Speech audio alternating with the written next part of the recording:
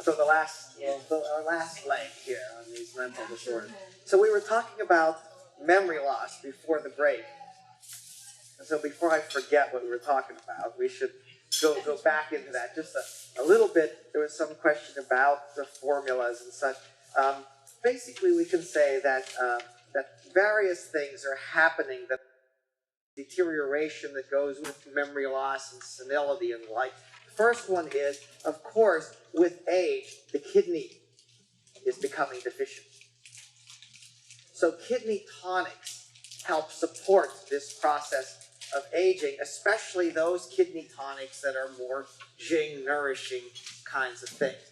One of the basic formulas we've been talking about a lot is Huan Xiaodang, recovery of youth elixir.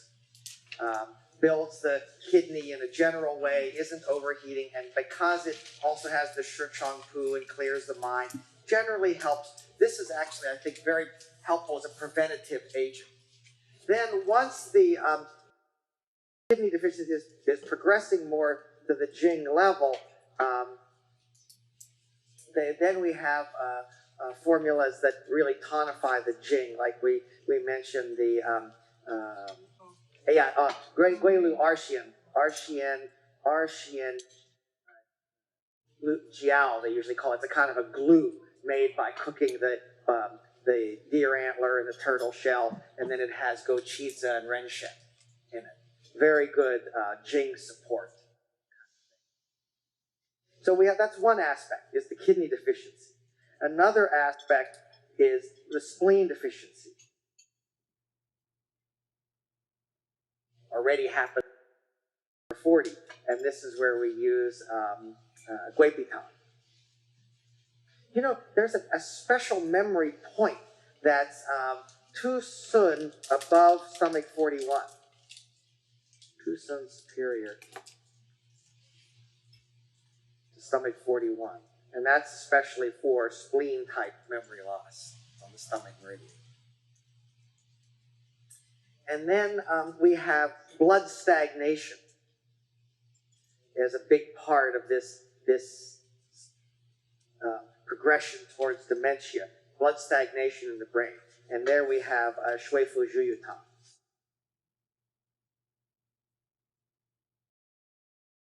Because the Shui Fu Zhu Yu Tang is going to really help move the blood in the brain, even move the blood in the eyes, as we talk about help visual stuff. It's just a good formula for older folks. There actually is another, you know, Wang Qingren, who developed these Zhu Yu Tang formulas. He was that guy who wrote the book Correcting the Errors in Medicine. And it's a very interesting story, isn't it? That he thought the status of medical understanding was not high enough. There wasn't a clear view of what was happening in the body. So in order to become more clear, he went to a region of China where they did above ground burials. And he watched the decomposition of bodies. Better what the internal processes were. And what he observed was a lot of stagnant blood in these decomposing bodies. And so he made the mistake of thinking most diseases were related to blood stagnation. And in response to that, wrote this book, Correcting the Errors of Medicine, in which he developed all these blood stagnation formulas. So he actually made a mistaken judgment that all that blood stagnation was there before they died, when in fact it wasn't. However, his formulas are really good. And that's really Chinese medicine, isn't it? You know, based on misperception, you come up with some really effective thing. You know, I love that. Western medicine too. Yeah, probably. You know, but anyway, I wasn't criticizing him. And he has all of these formulas for blood stagnation. This one for blood stagnation in the heart, the mansion of blood formula here is quite applicable for these dementia type problems. But he also had a formula called Dian Quang Meng Xin Tang, less known, because everybody knows Shui Fu Zhu Yu Tang, Shao Fu Zhu Yu Tang, Xia Fu Zhu Yu Tang, those ones that attack the different levels. And then he had those formulas like Bu Yang, Huan Wu Tang, Tonify Yang, restore the 5/10 for after strokes, getting rid of blood stagnation. He had those.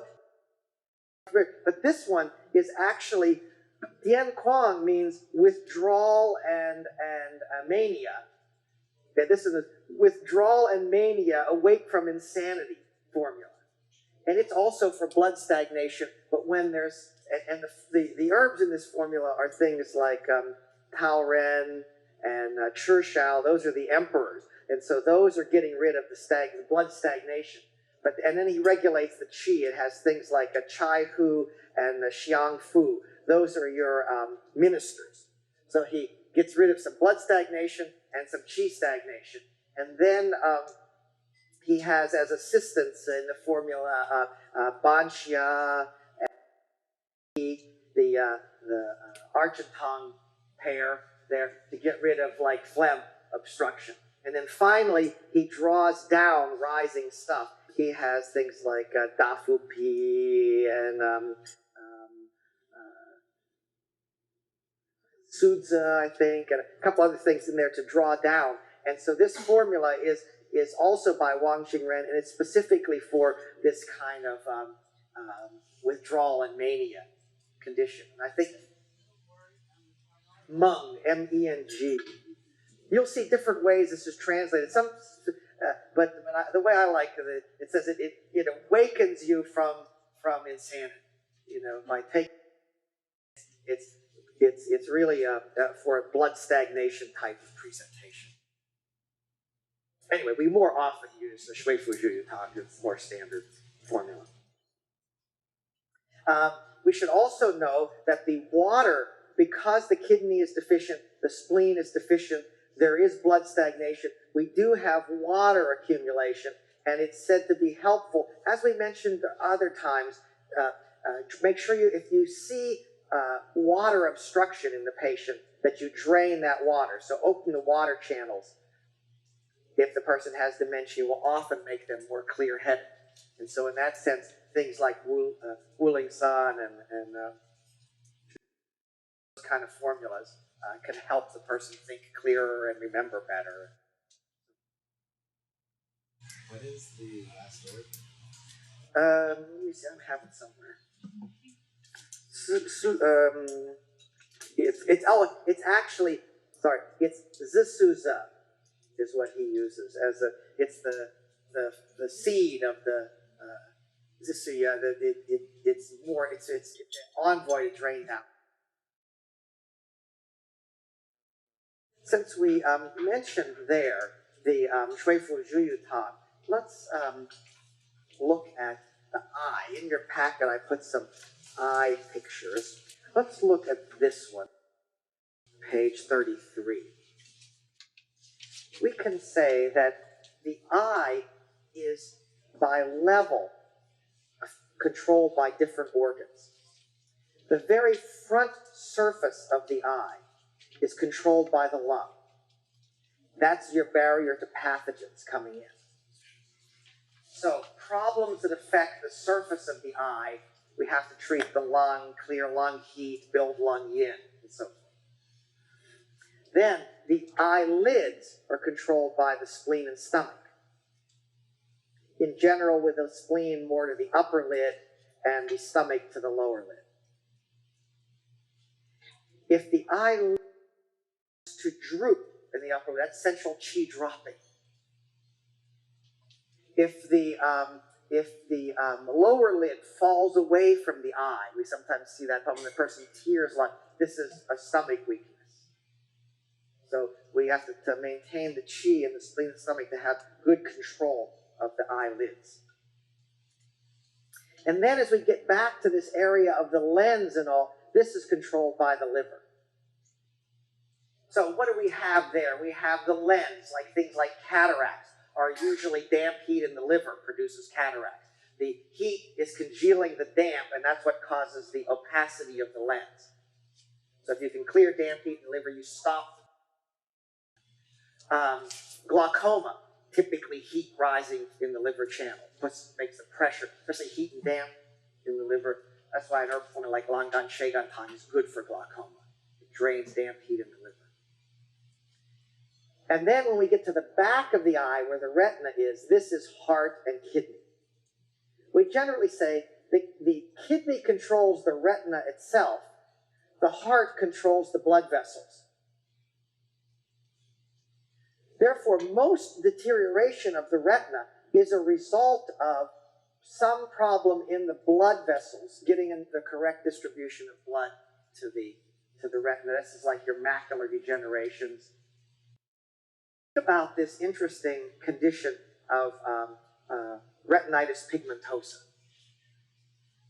This is actually on the border between the retina and the outer surface.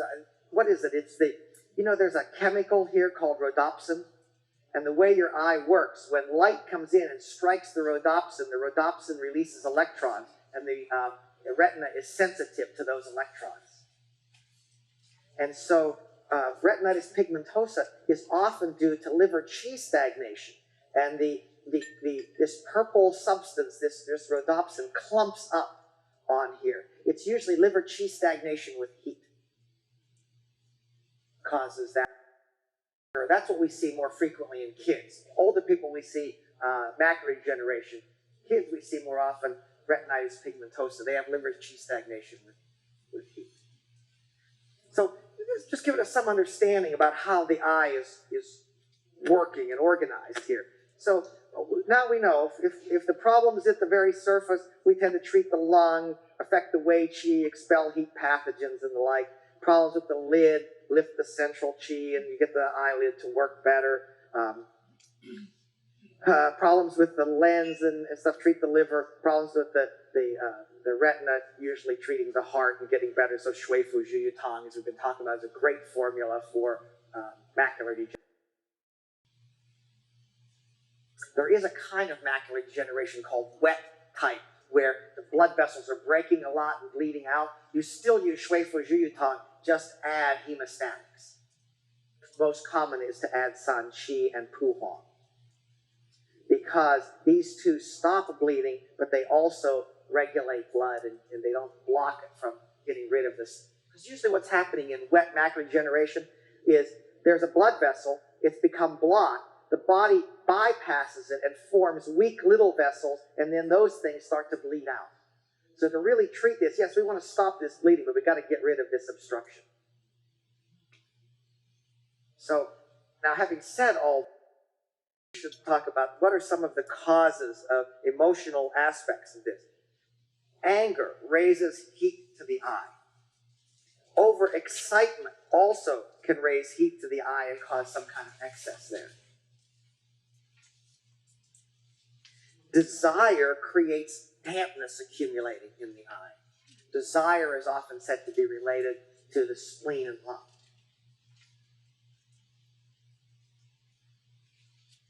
Grief, on the other hand, causes qi deficiency in the eye. And qi deficiency in the eye can result in night blindness.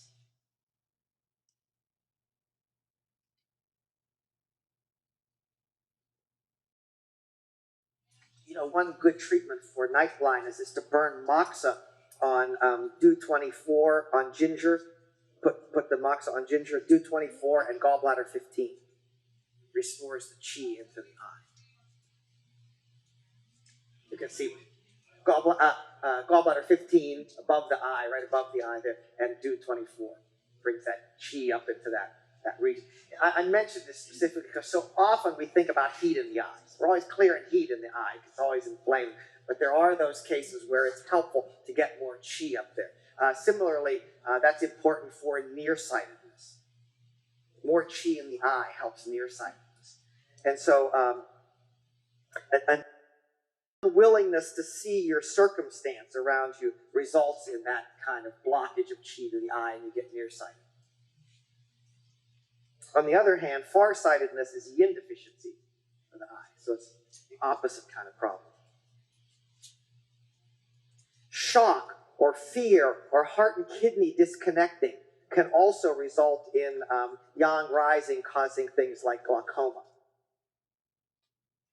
Emotional shock could block the qi to the eye and cause strabismus also. That is where the eye doesn't aim. In my experience, strabismus is really easy to treat with acupuncture. And yang rises to the eye as a result. So normally we say, oh, liver yang rising causes glaucoma, but it can also be some kind of emotional shock disconnecting heart and kidney. So the yang rises because the kidney can't control anymore. I had an interesting patient some years ago who had a bout of very severe glaucoma following the emotional shock of finding her boyfriend who had committed suicide. I guess it was a fairly grisly scene, he shot himself.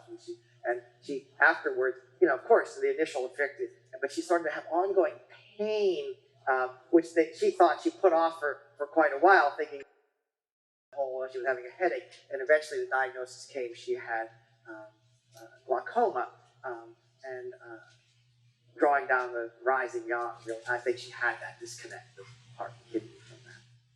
Have you ever seen somebody with hysterical blindness? I've never seen it clinically. Me either. Yeah. You hear about it, but I've never had it. Anybody seen it? You have had it. Huh. What did the person look like otherwise? Did they have anything that sort of would point? No, I mean,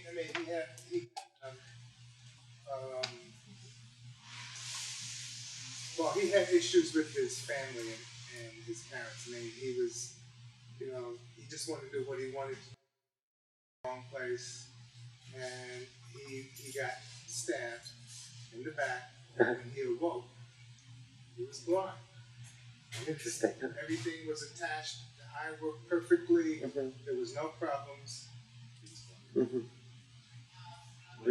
Why didn't that happen? He's still here. You're still blind. But my sense of it is that he has to make a reconnection to his mother, which he refuses to do. For whatever reason. He just, that door he just won't. Of course, this is in Chinese medicine, this is definitely heart, right?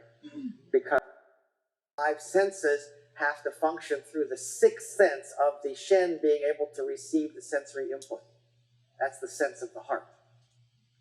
Right? And so when you have a perfectly functioning sense organ, but with no ability to receive that sense input, or it could be in a milder circumstance, a distorted sensory input, then that's points in the heart. So phlegm?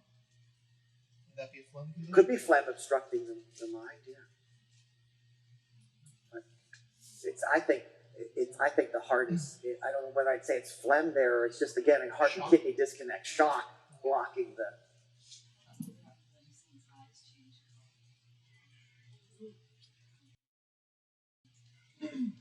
It's curious that can happen. Yeah, I don't know what the actual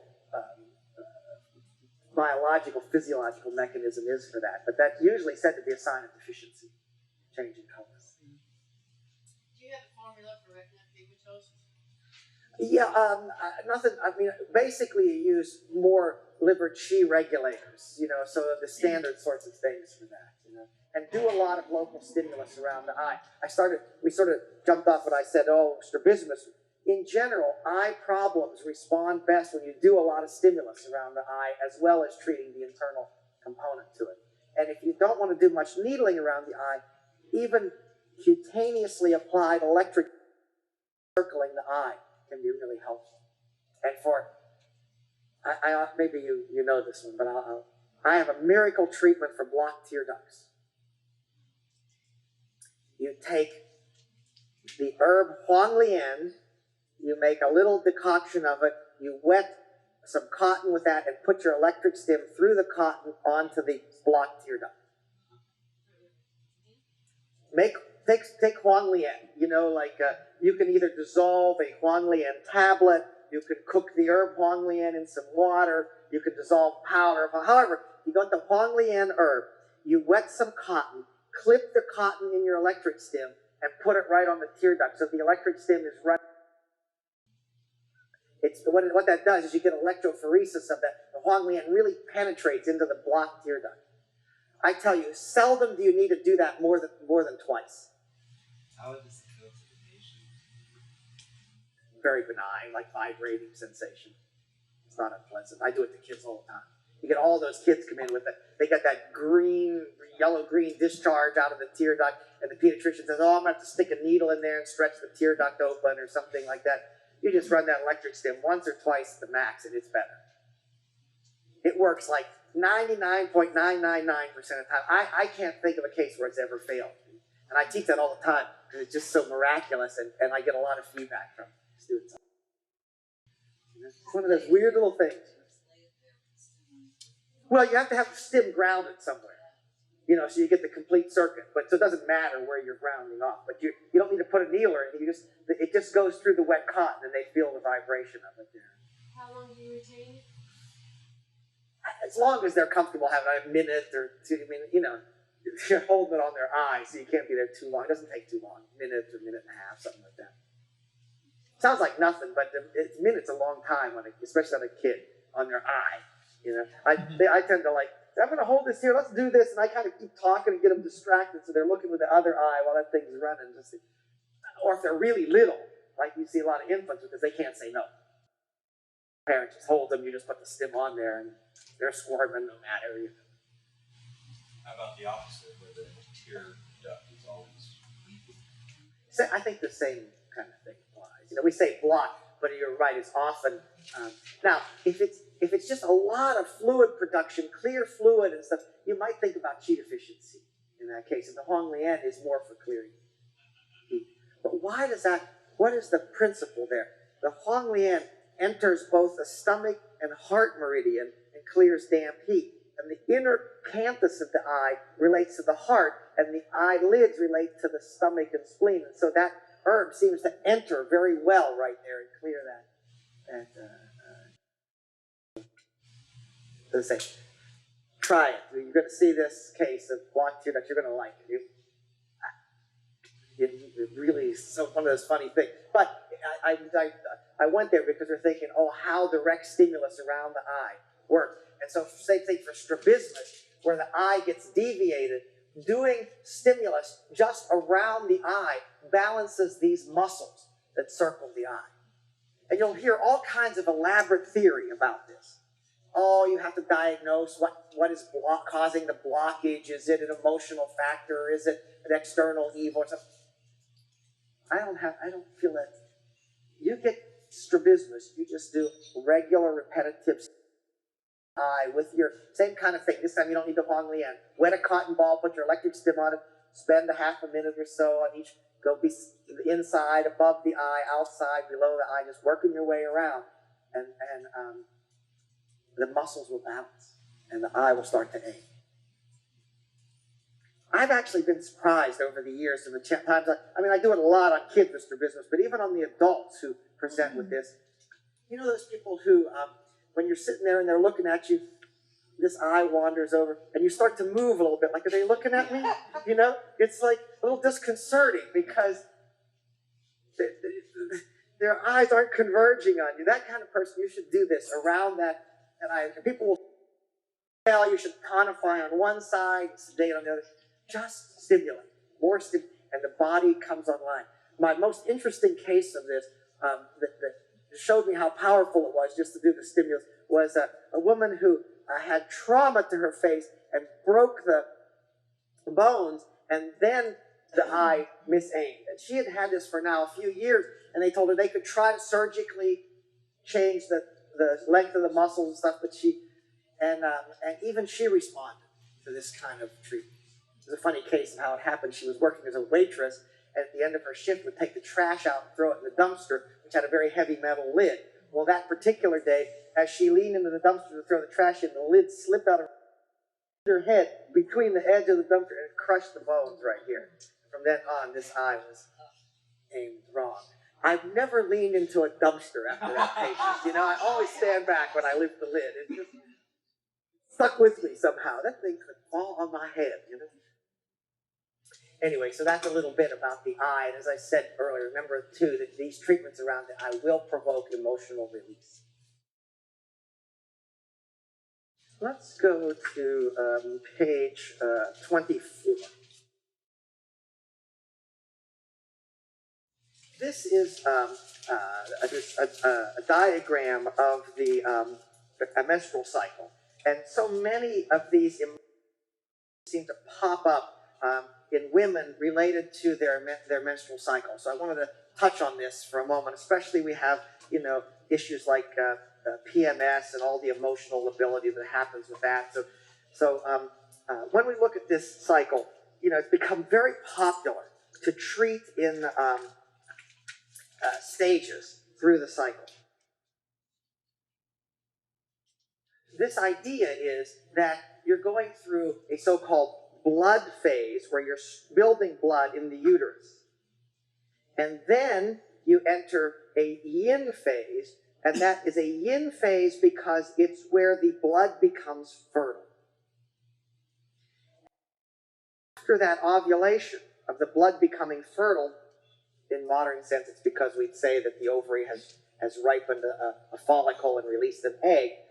Chinese medicine, we say it's because Jing enters the blood. If you don't get pregnant, that blood has to start to be moved out of the body. That's the yang phase.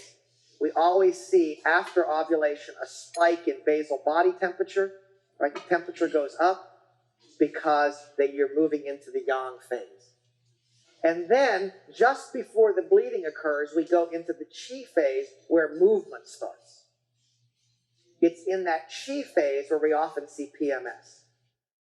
So, we could say problems of PMS are always related to qi stagnation. There may be other things, and that's why the qi, but the most local cause for why you get symptoms premenstrually is always qi stagnation. You are in the qi phase of things. There has to be the ability to move and regulate at that moment. And if that qi stagnation turns to heat, we then really start to get a lot of irritability and anger issues and such. And if that anger rising, that heat rising, drafts up phlegm, then we start to get the really strange aspects of premenstrual hallucinations and things like that, being drafted up by the heat. Now, what if instead of a few days before the menstruation, the person has PMS? They tell you they have PMS 2 weeks out of the month. That means their PMS is starting way back in the yang phase. It implies that they have already heat in the body, most often due to some yin deficiency. So yin deficiency with heat tends to give you the really long-term PMS. Qi stagnation gives you the more typical short-term PMS that happens for a few days before the bleeding. Just for the sake of complete discussion here, generally speaking, we give blood tonic treatment in this blood phase to help the body store blood in the uterus. So we tonify the spleen and the liver and get the blood in there. That builds up the lining on the uterus. Then it comes and this is the most variable part of the menstrual cycle. If a person has a very long cycle, it's over, Chinese medicine says a normal cycle should be between 25 to 33 days. So if your cycle is longer than 33 days or something, it is usually this phase of the cycle that's being expanded. And often by promoting blood production, we'll actually shorten, more normalize the length of the cycle. Then, at some point, when enough blood is entered the uterus, the Jing has to move from the kidney, and we say it goes from the kidney into the uterus through a pathway, through a little tube called the uterus lomi, the Bao Lo. It's a branch of the Chongmai. If this Bao Lo is blocked, you get pain at ovulation. What we need to do to open that Bao Lo, we actually have a special point. That's called Zigong. The Zigong point opens, it's the low point of the uterus. What is it? 3 Sun lateral to Ren 4. Right? We could also if the person is more deficient in cold, we can moxa rather than needle. And formulas that contain guager, cinnamon twig, are really useful for opening that bowel lobe. So this is for pain at ovulation. Two choices that I often draw on for ovulatory. But basically, I think we're talking about fallopian tube block. Because it sounds to me like Jing is coming from the kidney into the uterus to make fertility, and it gets blocked in this tube. Sounds a lot like fallopian tube issues. Anyway, the two formulas we use are, one we learned yesterday was Xiao Zhenjiang Tang. It's guager tang with more peony in it and has barley malt. That's for your more deficient patient with blockages like this. And for the more excess patient with blockages, we use guager fu ling wan. Guager fu ling wan is a very mild fertilizer. It was actually for blood stagnation during pregnancy. And here we don't want to make bleeding, we just want to make movement of the jing.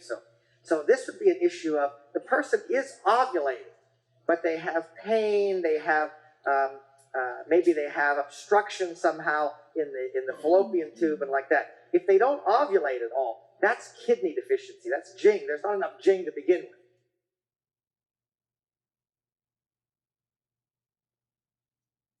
Then, if the person doesn't spike in temperature after ovulation, we got to give yang tonics. We move into the yang phase.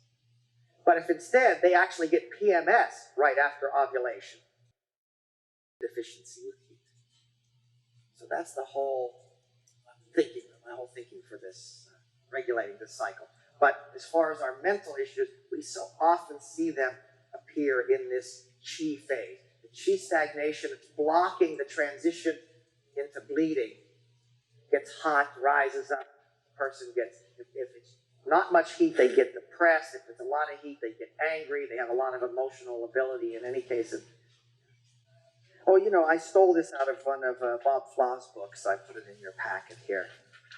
I actually put it in here because I thought it was sort of instructive about this. It's not something he wrote. This was actually from a practitioner in China translated. And this was the thing that the practitioner in China, the gynecologist in China, said is the way you should advise your patient with PMS.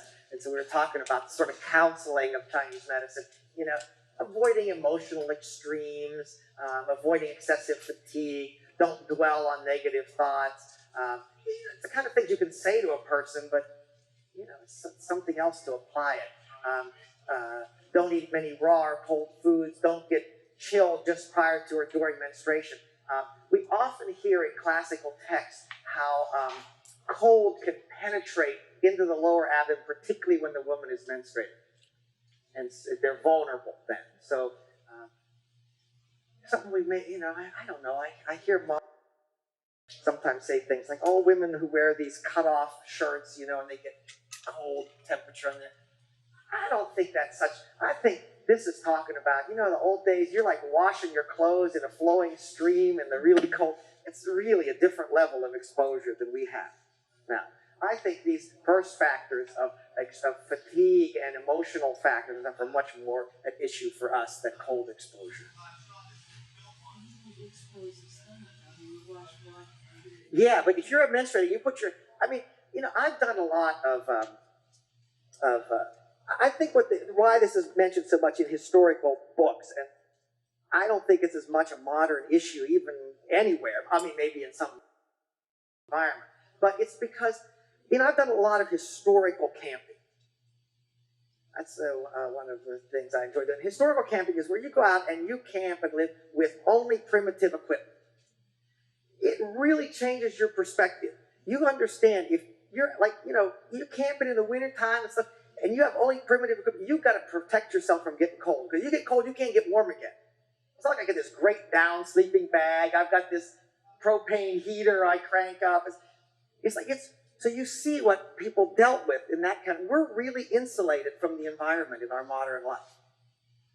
And so I think that's all this cold concern. You know, you put your hands in, I mean, you still go to out washing the clothes in the stream, and I remember I was in outside of Nepal there, outside of Kathmandu. It was high and it was snowing, and the women were out. There was a guest house. The women were washing the sheets in the stream.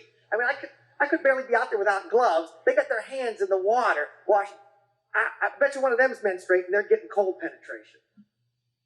You know, so I think that these traditional advice, really we have to look at the patient population we're dealing with. So I'm not sure that having some ice cream is such a big problem for cold penetration, as it says here. But sex during menstruation, this is an interesting one. Sex moves liver stagnation to have an orgasm. So in fact, sex before menstruation is therapy. As my teacher used to say, good sex before menstruation is therapy.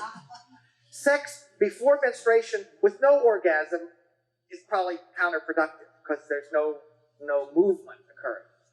However, sex during menstruation, they say, creates a reversal of qi. The blood should be coming down. The qi is pushing the blood out. And sex the woman is receiving yang from her partner, actually tends to make the yang go up. And so that's kind of the wrong direction. They say it could lead to stagnation.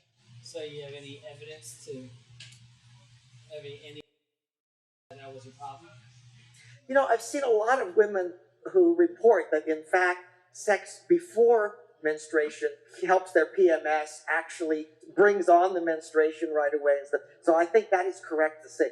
Whether I can tie stagnations that show up in future menstruations to the person having, I can't say. This is a classical concern.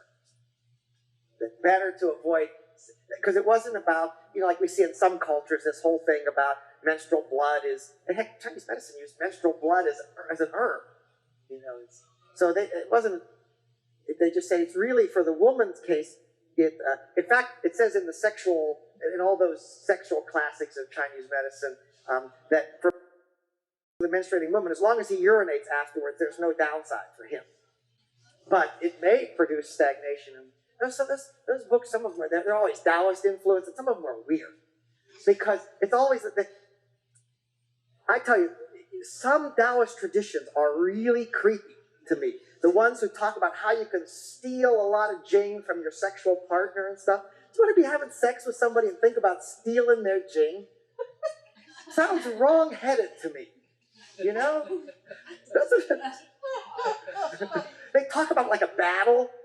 You're dashing behind the lines with your insertion of your penis and you're going to inhale and grab their jing.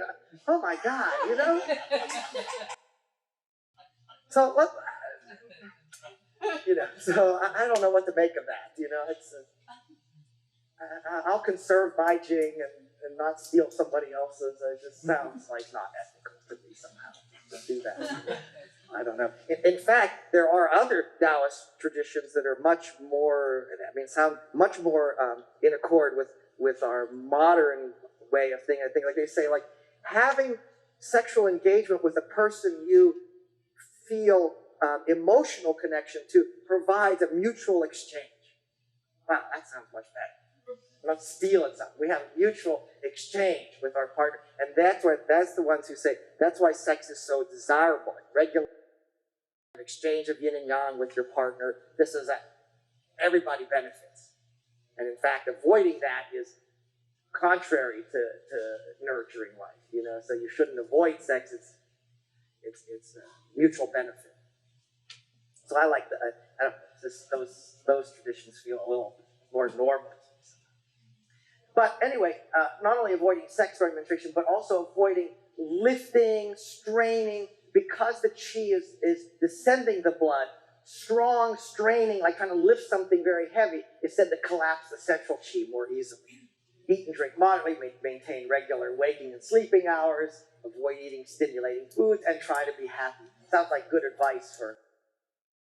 So this is an example of traditional recommendations to avoid PMS and menstrual problems. I have a question. Yes.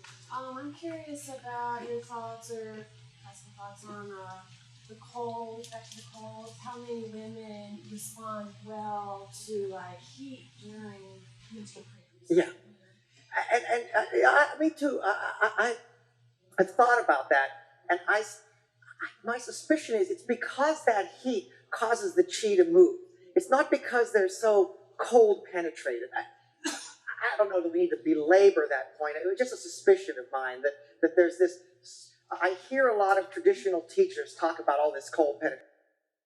Out these funny things like, oh, look how you Americans always wear these cut-off shirts. It's usually an older Chinese guy criticizing the female students in the class is usually where I observe it. And I'm just not convinced that that's as bad as all that. You know, I don't think we get so, most of us are really fairly protected from cold, I think. You know, that's to say we don't see, like we mentioned yesterday, you know, we see kids, sometimes they have a really cold condition, they're wearing 14 shirts, and, you know, and we give them futsa, and we do encounter that, but I don't know, most of my Western patients have a little more tendency to excessive heat. You know, I think this emotional factors are much more our thing, you know. I think it's accurate, as many lecturers talk about, how in our modern society, nobody knows what the right thing to do is. There's no commonality, there's no agreement. And so we have an innate insecurity and an innate sort of inability to make decisions that we're comfortable with. Because no matter what you choose or decide, somebody's there to tell you it's the wrong choice. And I think that really causes a lot of chi stagnation. Injures the liver and gallbladder very easily. I think that's a big part of our modern angst, you know, the emotional issues. It's really, you have to be a really strong-minded person to trust yourself.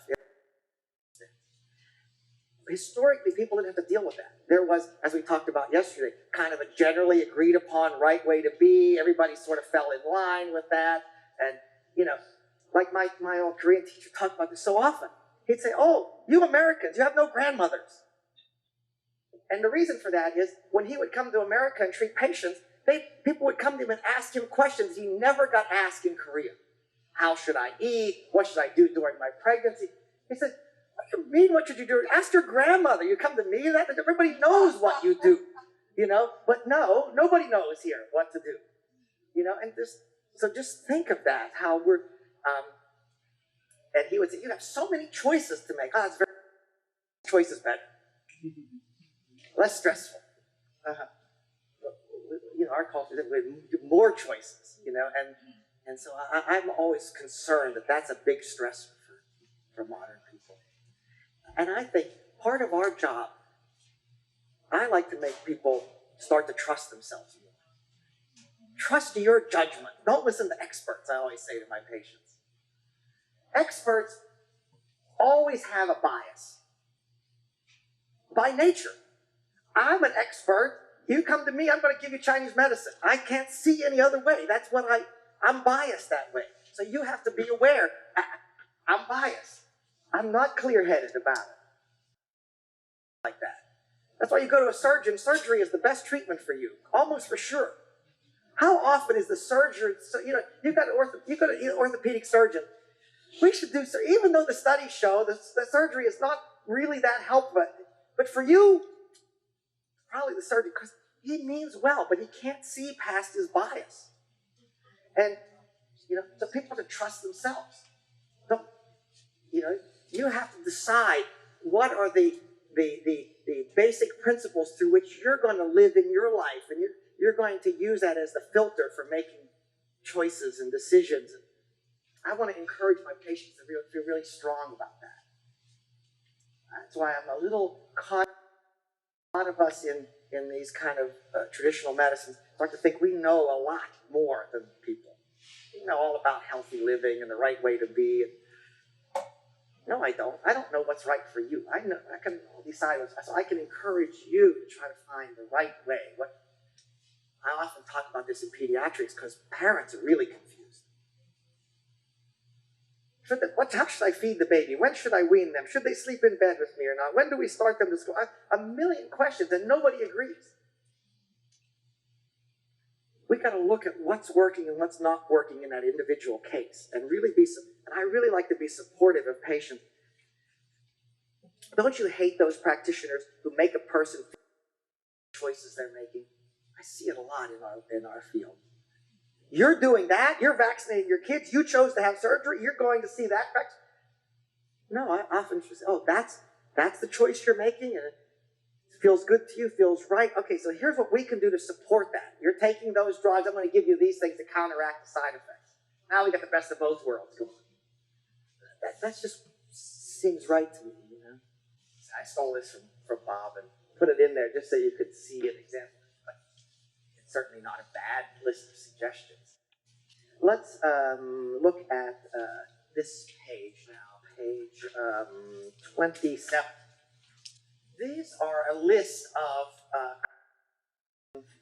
children's mental and learning disorders that we encounter. We've been talking about anxiety. I don't see anything particularly different to contribute there. But now we come to things like Asperger's syndrome and autism. Asperger's is, you know, there's this whole continuum of autistic disorders. Asperger's is much more social issues than it is learning issues. True autism is much more than the delayed learning and hypersensitivity to stimulus and such. I actually put in your packet a formula, an herb formula useful with autistic kids, page 30. Oh, yeah, no, skip past the patterns and treatment and go to there's this very formula here. It's kind of interesting when you look at it. It starts with 2 herbs to clear phlegm, Shirchanpu and Hoshian, which we've been talking about. So it clears that phlegm that's blocking the autistic kid's mind. Then it has Yuan Zhi, which is regulating the Shen. And then it has Tian Shu Huang, that bamboo secretion, again we've mentioned, for phlegm and heat in the mind. And then it has dragon's teeth, Long Chi there, as a way of settling the mind. It has Bansha and Fu Ling supporting the phlegm clearing of the emperor herbs up here. It has Yu Jin, and the Yu Jin is in a small amount. It's just to vitalize blood a bit. And then they go and put, as my teacher used to say, it's putting the stomach in the formula. That Gansao and Shenjian and Dazao that, you know, you often see added as the sort of balance. And so for the autistic kid, what I've done is had this made up in a tincture form as a general formula for it. And then if you want to clear heat, you can add some formula that's heat clearing, you know, something like Huang Lian that goes to the heart. You could use any of your Huang Lian based formulas, Huang Lian Jade Tang, or Huang Lian maybe San Huang Sheishin Tang, the 3 yellows drain the effort. Something like that will help take down that excess yang. And this is the hyper, has lots of repetitive movements, tends to be very vocal, tends to be really uncomfortable with light stimulus and things like that. You want to clear heat. On the other hand, if they're much more withdrawn, then we see the addition of the qi tonics. So you could just, if you have this made as a standard, you could just mix it with a qi tonic formula. So this is a very good herbal support for your autistic kid. Same thing we've been talking about, though. Get the autistic kid comfortable with you so you can actually treat him. Start doing his points, you know, that support this clearing the phlegm in the mind. And I find that those autistic kids who are very sensitive, the cutaneous electric stim is very useful. And do 20, you can use the cutaneous electric stim to clear their mind a little bit and the other points.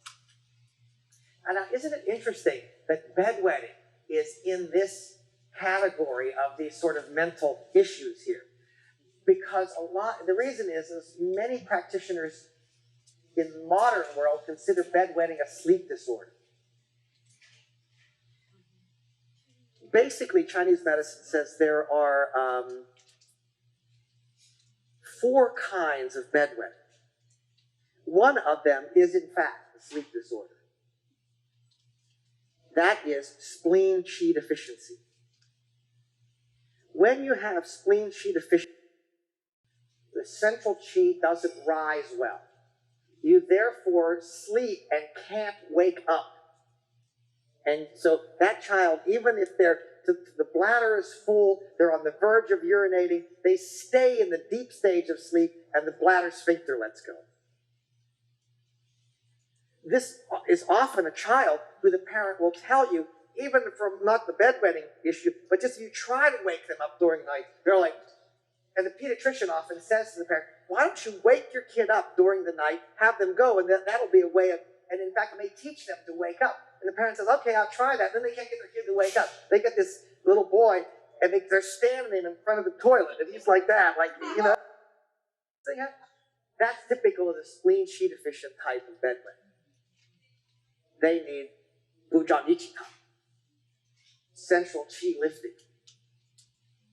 We say that the pure yang is not raised up to regulate the sleep properly so they can wake up, and it's not supporting the urine. So I think it's true that there is one type of bedwetting that is, in a sense, a sleep disorder. But we also have kidney deficient bedwetting. Often that child has actually delayed development of the bladder. So they can't keep up with the urine production that they're having during the night. Grow out of that, parents often come in like crazy. You know, the mother comes in and says, what's going to happen when he gets married? And I'm like, he's 5. What happens in your family? Like, is this an arranged marriage? He's 5. You're worried about when his wedding? I've had patients, more than one mother say that. They're like so neurotic about his bedwetting because he's, you know. Okay, sometimes he's not 5, he's 7. Still, it's 2 years, because he'll grow out of it. The bladder will eventually catch up. Kidney tonics will speed that process along. You'll recognize this type. They tend to wet the bed, particularly when it's cold temperature. They can have dry nights in the warm and wet nights when it's cold. That's a clear indicator of the kidney deficient type. That's the one that always gets mentioned in the textbooks.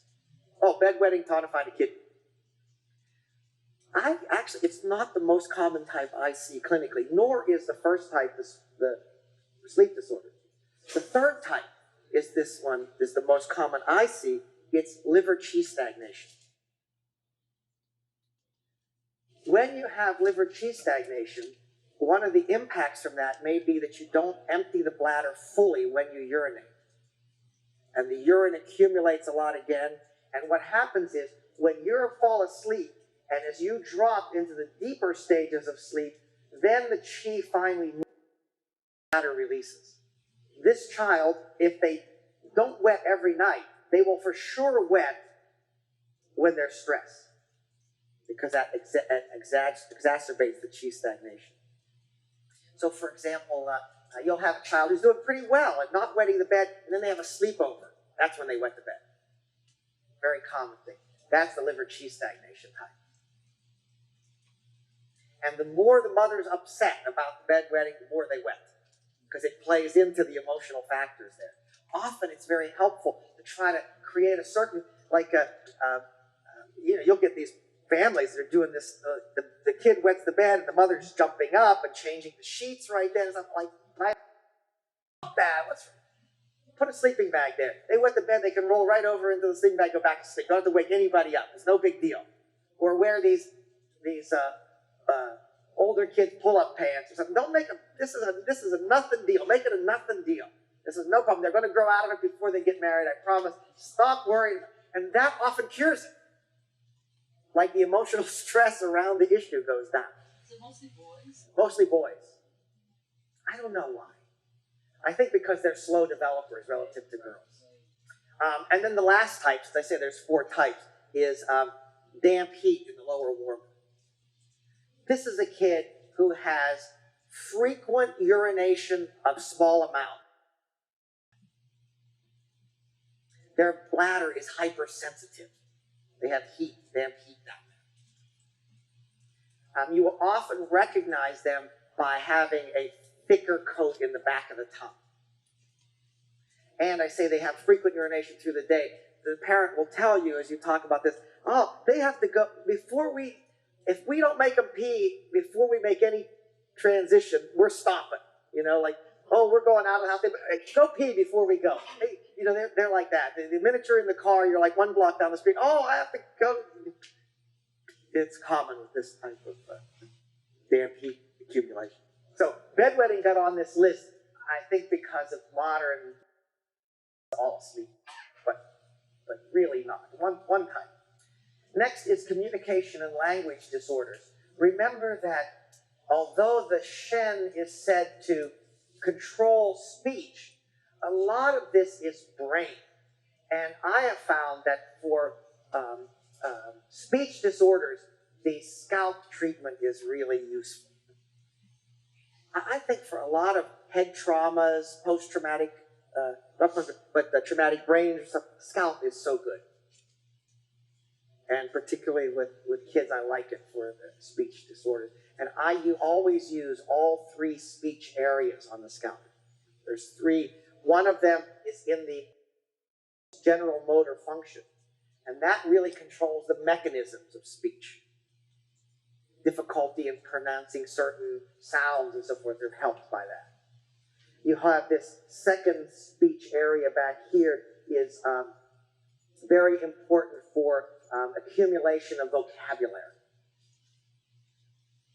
And then you have a third speech area right above the ear, very important for speech recognition. It really affects the auditory stuff, especially those kids who have had ear infections or have hearing loss in the upper part of the spectrum and they're having trouble distinguishing words and stuff are often delayed in speech. Make sure you treat that scalp area of the ear. 3 scalp areas for speech, and I tend to use them all in speech disorders in kids. Next is conduct disorders. This is things like where they say, there's not really a physicalized issue. It's where you'll often hear, is this kid really hyperactive or do they have ODD, oppositional defiant disorder? Oppositional defiant disorder is difficulty with authority and structure. To us, I don't think it makes such a difference. ODD or hyperactivity both tend to be this kind of liver stagnation and heat rising thing. So we should say that generally we have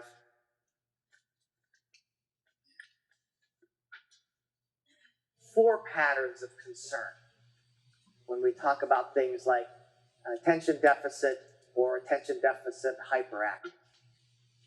Those 4 areas of concern are liver type, which is some kind of yang rising aspect. Heart type, which is over-emotional. So the difference here is the liver type of kid is very impulsive, tends to be a bit aggressive, tends to be somewhat resistant to discipline, so forth. The heart child tends to be more, they get emotionally upset. They cry when disciplined. They, they overreact to criticisms, stuff like that. These both fall into the hyperactive category. The third type is spleen type. This is spleen Qi deficiency. These kids can't concentrate, can't follow instructions. They're often daydreaming. They tend to be more true attention deficit. And then the last type is the kidney type. The kidney type kid is the one who has trouble with sensory input. They get easily overstimulated. As long as the environment is correct, they're fine. If the environment gets distracting, then they can't concentrate. We often see this even in adults.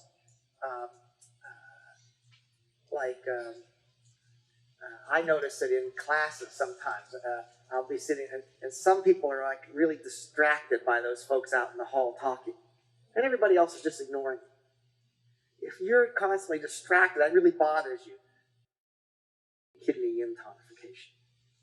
So we have these. So what we're trying to do when we approach a kid with conduct disorders, with hyperactivity, with attention deficit, with learning, is to pigeonhole them into which of these 4 types is predominant.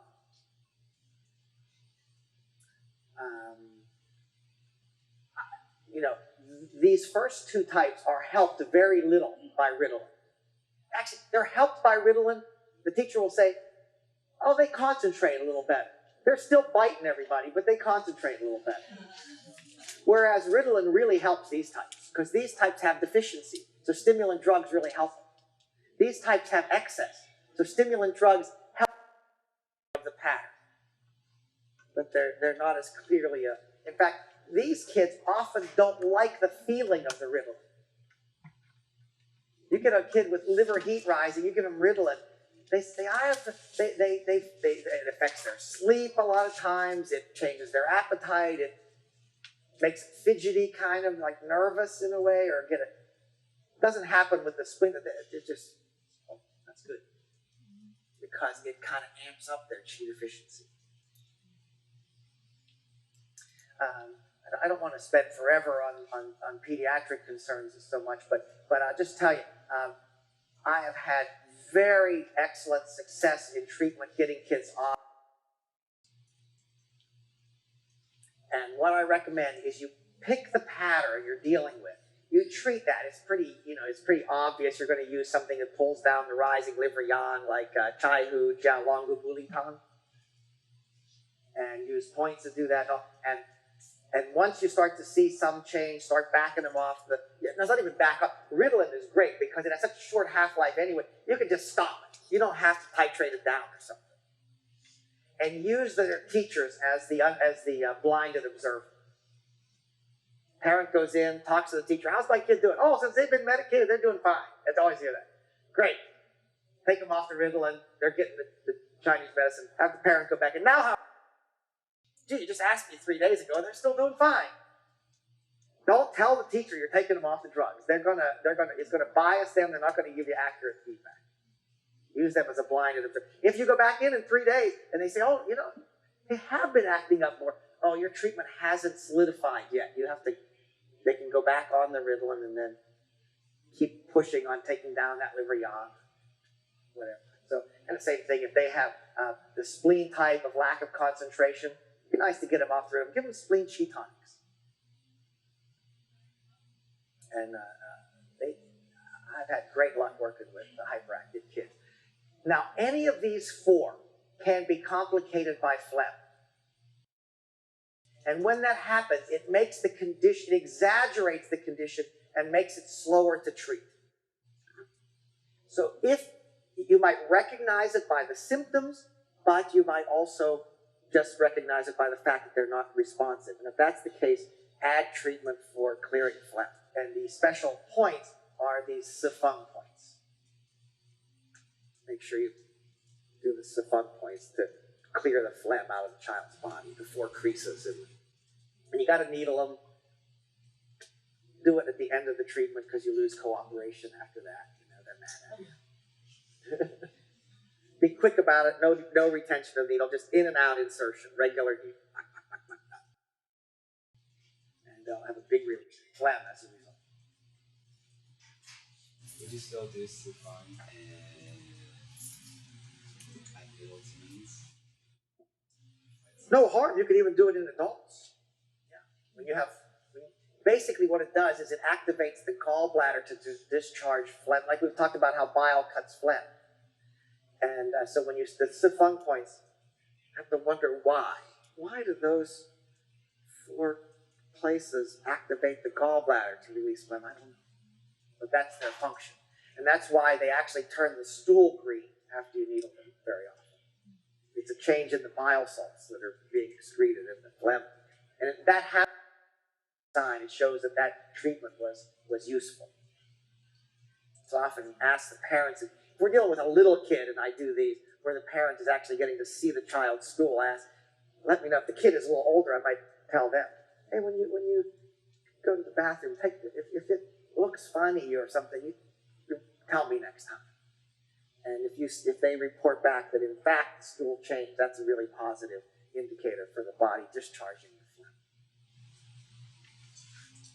There's a study done in China on use of ear beads for kids with ADD and ADHD. And after reading it, I tried it on a patient. It worked fantastic. Oh, great. Do the same kind of thing. Down the parent who's becoming much school to say, what have you done with your child? They wrote that really nice. Oh, that's great. I'd like to know them. Yeah. They're 7 points. They're liver yang, shin men, kidney, heart, brain stem, brain, sanjiao, and adrenal. And then basically a straight line. Actually, but they treated everything almost. Now, there was no spleen, but they did adrenal, that's going to raise the qi and the yang, then they did Shen Men, that's kind of calming and regulating the heart, and they did the liver yang. So they sort of covered all the bases there with that point prescription. Robert, can you say them one more time? Yeah. They are liver yang, shin men, kidney, heart, brain stem, brain, sanjiao, and adrenal. And the child that I tried it on, we did this before we ordered herbs for him. The herbs got delayed because they were out of stock. So it was like he went through 2 courses of treatment with the ear beads before he got herbs in it. And they noticed the results like next day. Great. Yeah. Yeah, as I say, responsive to this kind of treatment. So really worth doing, treating kids with hyperactivity. I mean, I've been out of it now the last 3 years or so since I've been living in Nashville. I haven't been treating so many kids, but back in San Diego, I mean, I'd meet kids, 60% of the students in that class would be medicated. Incredible. More than half of the kids in a particular class on stimulant drug medication for attention deficit hyper. It's really. The national average is a little under 1.5%. For what it's worth. Yeah, so that tells you it's off because the way it happens in school districts is referrals to the school psychologist, who then puts pressure on the parents to get the kids medicated. And so if that teacher is of a certain temperament or whatever, a lot of her kids are getting those referrals. There are a few school districts in Maryland where it's extremely high. Then you go into the next county and it's right around 1.5%. Isn't that But interesting? in those districts, it's in, I don't know, 20s or 30% Yeah. schools. But it is, like you said, the referral sometimes gets the diagnosis. Yeah, well, and remember, it never happens the way the official process of diagnosis is supposed to go. Yes, there could be a referral from the school psychologist. The doctor is then supposed to make his own determination. And how do they do it? They use a very subjective rating system filled in by the teacher. And if the teacher's stressed out, and I'm not being critical of teachers. That's a hard job. But again, it's going to happen that if you're depending on that person as this sort of subjective evaluator, it's going to... Well, on a devil's advocate side, as a child being ADD myself, but then your grades tumble. I mean, I'm not saying, if there's no other alternative, but then you get a self-esteem issue because you're, at some point you're not doing as well as your peers. Yeah.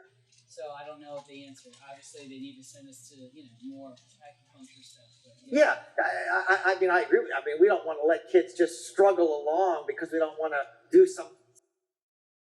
Everybody does better from stimulant drug therapy to some extent.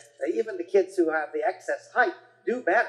And all of us would do better if we'd handed out, and next time start handing out Ritalin before we would all perform better. You'd remember more of what we talked about. It's just, of course, it works for that. And so but as I say, when you get kids on it for years and years could be excessive. You're supposed to reevaluate every semester. Never happens. So. For what it's worth, only about half of the prescriptions ever written are ever refilled once. And it takes 3 months to get the first prescription. So, for what it's worth, I know there are some areas where it seems like it's really high, but nationwide, they do not like people might get the impression. Yeah, I think they have gotten a little bit, especially because it became so popular for college students. Anyway, having said all that, these kids respond well to our treatment. And a lot you can do. Then we skip these 2 pages as we went from the discussion of different issues to autism. So we skipped it. I'm not going to go over these. Our time is getting short, but you can use this as a reference. Although this heading says for autism, learning disorders, ADD, really this applies for all of our mental disorders. If you make an evaluation, and this is your syndrome diagnosis, you can look at my suggested ERM formula and my suggested point prescription. So this can be applied quite generally to what we've been talking about. Phlegm in the mind, using the Bancha Baiju Tianma Tong, adding Shirtongpu, heart and liver with the fire rising, using the Longu and the Mu Li in this formula to pull it down. The different formulas we've talked about through the weekend for liver cheese thing. So they're kind of all on here, and there's the point. So this is kind of just a reference. There's 2 pages of it there, and so you can. Now in the brain damage one, I put on this one this more tonic formula. You could certainly use more moving formulas, like we've been talking about Shui Fu Zhu Yu Tang or something like that. But this is the recovery from stroke kind of formula. And so for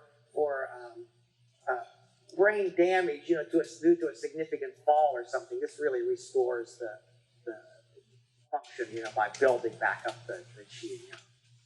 We have page 31. I mentioned yesterday, I did want to touch on pain as part of our discussion. So, how does emotions play into orthopedic problems? Such an important area for us doing acupuncture a lot, and people look to acupuncture so much for orthopedic treatment and all.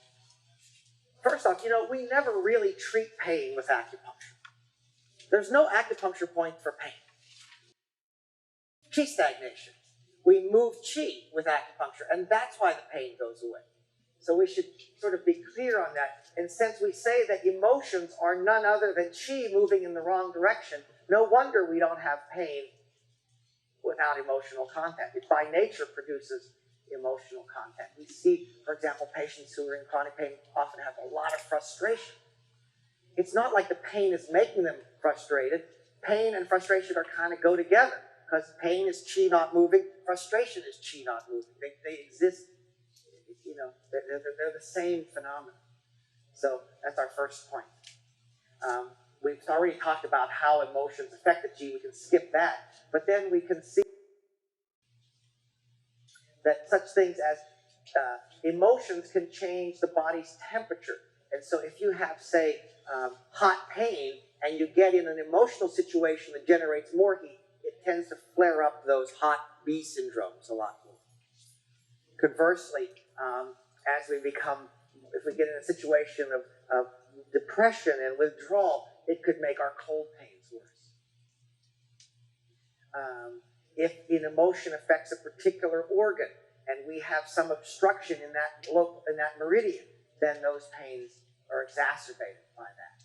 So, for example, hip pains often appear in patients who are constraining anger. Knee pain often appears in patients who have issues around will and ambition. That's a classic one. Is patients who have difficulties with changing directions in life now and what they want to do, and they often start to experience knee pain, and they don't even make that. They have no mechanism for associating those. So looking at the nature of the joint or the nature of the meridian, what organs it has a correspondence with, you can see how an emotional factor, even in the case of trauma. My teacher used to say, you give 2 patients exactly the same trauma, their experience and where the dysfunctions begin to occur can be totally different, because their dynamic allows the qi blockage to occur differently. So it's not like it's sort of random when you get a trauma where the things pop out. You have the trauma and the vulnerability of the body. So 2 people have the same fall, exactly the same impact, and one person is going to get blockage in one meridian and another blockage in another meridian. I like to think of one of the things we think about as the joint as being a hollow for accumulation of chi from different organs. So, accumulate in the elbow. Especially on the tennis elbow side, that's lung. Golfer's elbow is heart. Two opposite sides there, right? The shoulder is the hollow of the liver. So liver problems can accumulate in the shoulders.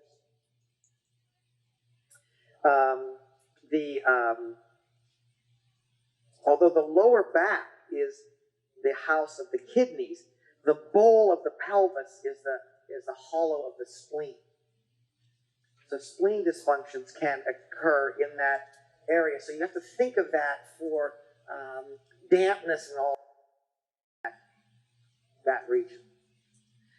Then, as I mentioned, the hip is the gallbladder. The coccyx and sacral area can also be gallbladder. So not just the bladder breathing, not just kidney, but especially SI joint problems, often gallbladder. Think of your meridian pathways, how the gallbladder meridian jogs over there to the SI joint. It really controls a lot of those muscles across the butt. And then, of course, the knee is the hollow of the kidney. So think about it's all listed here. Yeah. Remember earlier when you were talking about, okay, say you your nature and say you tend to be angry and you want to like maybe not actually get the anger out because it'll make more anger. So say you have someone with hip pain and you want to sort of like make an emotional reference to it. Yeah. Where do you tell them to go with that? Like, oh, your hip pain means you have repressed anger. Why don't you go get angry? No. No, you need to start to recognize that tendency to constrain anger. And you need to, as that feeling arises, catch it soon and release it. Dismiss it from your, not engage in it, not judge whether it's correct or not. Just catch it and release it. So it really starts with that mindfulness recognition thing. So this is a really good example. You say that often to that person. You're treating their hip and you say, oh, you must have constrained anger. Because that kind of person is going to go, no, I don't. Right? That's just going to be that kind of person is naturally going to. So what I do is just the same as I talked about earlier. I tell them the story of that. I've got them on their side. I'm putting in gallbladder 30. And I say, I always think of how can I make my speech as free of pressure as possible in this press and release kind. I always say, you know, Chinese medicine has this really funny idea. It's quite odd, but they say that sometimes hip pain comes from in people who constrain anger. They can't push back at me because I'm already telling them this is a weird idea. I'm not telling them they have it. Very often they'll start to say, you know what? I have been having some anger in my life. Maybe it's not so weird after all. They like telling me I'm wrong. That kind of, you know, like I'm saying it's weird. They go, no, it's not. If I say, oh, you're angry. No, I'm not. But oh, this is a weird theory. No, it isn't. Great. I got you now, you know? I say, oh, really? You've been dealing with anger? Great. Then here's maybe what you can do is start to recognize it just so that it's not kind of creating this tension in your body. You know, then we start to see if they could, because you need to behave in a non-angry way. So you know, I wish I could give more clear examples because a lot of the ancient discussion on was what is the contrary emotion? That's what you should cultivate. So things like anger are cultivating patience, acceptance. So the person needs to adopt activities that overwhelm their anger seeds with this new plants of patience and acceptance. So they need to do things that force them to be. I was talking with somebody yesterday on the lunch break about how you get kids with behavior problems and they work with horses. These kids have anger management problems. They can't be angry at the horses. Horses are like, oh, you're picking a fight you can't win. You know? And it's amazing how much better they get. It forces them to cultivate patience. They can't deal with their anger response because there's somebody who's going to, you know, react right back and there's no judgment in it. It's just an automatic. And so that's the kind of a thing. How can we apply that in our life in other ways? You know, I need to cultivate patience, acceptance, and like that, and suddenly I don't have anger. because I have all that other kind of tendency being implanted. So that's kind of where it is. And so they say you actually can find charts of this in classical books about this emotion, the contrary emotion is that. People often have a weird idea about treating with contrary emotion. I think it's actually off base. They use the 5 phases. Oh, you have worry, you should use anger because wood controls earth. It doesn't strike me as so good. You're worried, I'm going to make you angry. You know, there's a famous classical example of that, right? Some emperor was having depression because he was so worried about managing the affairs of state. And so his court physician cured his worry by making him angry. Like the emperor was saying, oh, I need to see the doctor. And he said, I'm not coming. Tell him no. And the servant who came to get the doctor was like, I can't go tell the emperor you said, no, the doctor says, tell him no. And the servant goes back and says, the doctor says no, he's not coming. Emperor says, what? He must misunderstand. Tell him I need to see him right now. Go. And the servant comes and the doctor says, no, tell him I don't want to treat him. And after this goes back and forth a couple of times, finally the doctor comes and the emperor's feeling so much better because he got so angry it overcame they have that story. You know? I think that's so. It means, I think when they say treat emotions with emotions, means think about what is the positive side that you need to cultivate rather than focusing on the negative side you don't want. I don't want to be angry. What does that mean? I want to be more patient, more accepting, whatever, happy. That's the thing to cultivate. That's the emotion counteracting the emotion. I think it goes like that. So, What if you have? so you need to cultivate a Then you more get angry. relaxed space. No, but then if you get angry, then you have more active chi. Yeah. To cure the stagnation. Yeah, I guess so. So Yeah. then.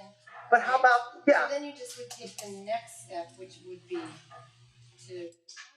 Yeah, but do we need to do it that way? Do we need to make anger, or could we make another way of moving our chi? Yeah. Like theoretically. Well, no, as I say, you do hear that, and while it makes rational sense, I'm not sure it's a way I'm going to make my patients mad as a way to overcome their worry, or I'm going to make them fearful to overcome their overexcitement, or I'm going to, okay, making them joyful to overcome grief, that sounds all right, but making them have grief to overcome their anger, let's think of the positive emotions rather than these sort of negative responsive kinds of things and using that pressure. Sometimes I get confused about what emotion is what. Like, people are like, what does jealousy mean? And I'm like, I don't know, what does jealousy mean, And yeah, what does that mean? jealousy is actually a kind of anger a lot of times, they say, and that it's actually about an inability to release. So it's a question of, I think of jealousy very much as constrained anger, the same sort of mechanism. Then there's that inability to let go that we see with like hoarders and stuff. That's often spleen and damp. Although some people like to say it's small intestine, not separating pure and impure. I usually tonify spleen and dispel damp in those people who can't let go of stuff. And I think it goes with, we say the spleen is often involved in attachment and grasping in that way. Basically, it goes along with that liver-spleen dynamic. You see, they say there's the two poles of things you don't like and don't want, and that's aversion, and that's the liver force. Anger, pushing away that. And then there's the wanting and desiring, and all that's the spleen force. It's the spleen takes in food and wanting to take in everything. I want this, I need this, I have to have it. That's our spleen side. So we struggle with both of those things. The liver saying, I'll only be happy when I don't have this. And the spleen saying, I'll only be happy when I do have this. And so a dysfunction in either of those cases, we're plagued by our aversions and our desires.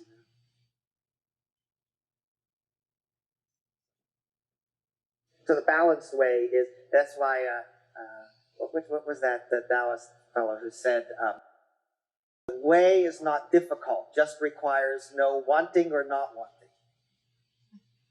Ooh. Not difficult at all to have no wanting or not wanting, huh? But then you're psychologically balanced, you know. Let's look at just 2 more pages here. In the packet, you will find, oh no, sorry, just one more. Yeah, you will find this page, 48. This chronic fatigue. The reason I put this in here is chronic fatigue and depression in hand. And what we call chronic fatigue, there is a parallel in Chinese medicine. In this withdrawal, it's often physicalized. It's often been pointed out. You know how the World Health Organization every year compiles the frequency of disease appearing in each country? And you can look and see, oh, how much this type of cancer appears in one place and that type of cancer in another place and so forth. When you look at the statistics for China, you see very little depression in these statistics. And you think, that's odd. Look at the amount of depression per 100,000 people in the States versus the amount of depression per 100,000 in China. Boy, nobody in China is depressed. Very few people. But then if you look at another category, in the United States, the number of patients with neurasthenia, 0. The number of patients with neurasthenia, China, very high. they don't even accept that diagnosis here. If you add the cases of depression and neurasthenia together, in both countries, it's almost the same. They have the equal amount. What this is interpreted as then, people in certain cultures tend to somaticize their depression. Here we are encouraged to relate about how we feel. And so we say, I feel depressed. In China, you are discouraged to say, I feel depressed. You say, I do not feel well in my body. I am tired, I am overtaxed, I can't work, I don't feel like doing these things. Not because I'm emotionally depressed, something's wrong with me. So it gets this diagnosis of neurasthenia. It's just it's a cultural thing. So therefore, it's not surprising that, and the big pattern is the person feels fatigued. So when we think about chronic fatigue, we can see it as very much overlapping with depression. They're both this. And so let's just finish by looking at this page. We can say that always clear pathogens. We know how to do that now, how to clear those latent pathogens. We might use an herbal formula to support that, like Xiao Chai Futang. We then focus on lifting the qi and expelling damp.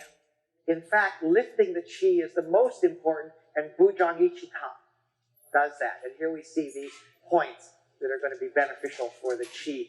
Ren 8 and triple warmer 4 with mox are really building the central qi, building the yang going up.